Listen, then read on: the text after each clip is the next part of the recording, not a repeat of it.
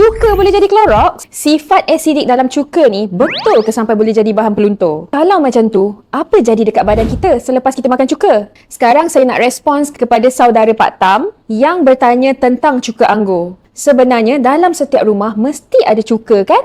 Kita guna untuk masakan, jeruk dan sebagainya. Tapi pernah tak kita fikir cuka ni datang dari mana? Bahaya ataupun tidak? Sebenarnya ada macam-macam jenis cuka. Cuka putih, cuka apple, cuka anggur, cuka kurma, cuka tin dan cuka getah. Cuka getah ni yang menyebabkan banyak sangat insiden yang tak sedap berlaku. Tapi kita bukan nak cerita pasal tu. Sekarang kita nak faham dulu jenis cuka yang biasa kita guna. Cuka pertama yang ramai orang guna adalah cuka apple. Asal daripada buah apple itu sendiri, tinggi dengan antioksidan, terkenal untuk kesan ringan pencernaan dalam badan dan kawal gula dalam darah. Salah satu cuka yang ada ibu cuka dan sangat terkenal. Cuka anggur pula rasanya lebih kompleks dan sesuai dijadikan bahan penambah perasa dalam makanan dan adalah sedikit antioksidan. Next adalah cuka kurma.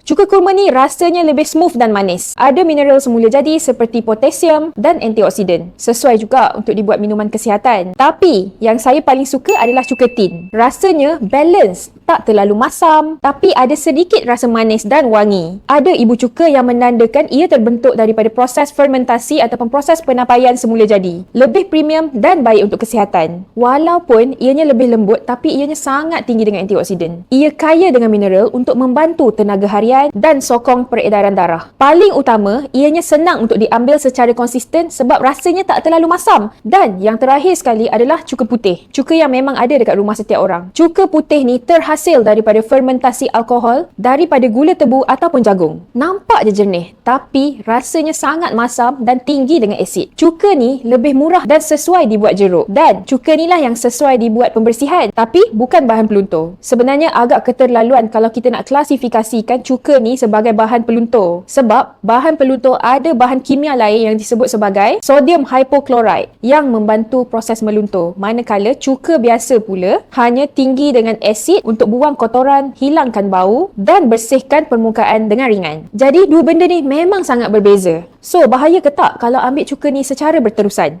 Sebenarnya ianya tak bahaya kalau ambil secara berpada-pada. Apa pun yang kita ambil, perlulah diambil secara moderate, tidak berlebihan. Kalau kita ambil secara berlebihan, of course ia akan menjurus kepada kemudaratan. Kesimpulannya, semua jenis cuka ada fungsi masing-masing. Bergantung dengan cara kita guna ataupun apa tujuan kita. Bukan semua cuka untuk diminum dan bukan semua cuka sesuai untuk kesihatan.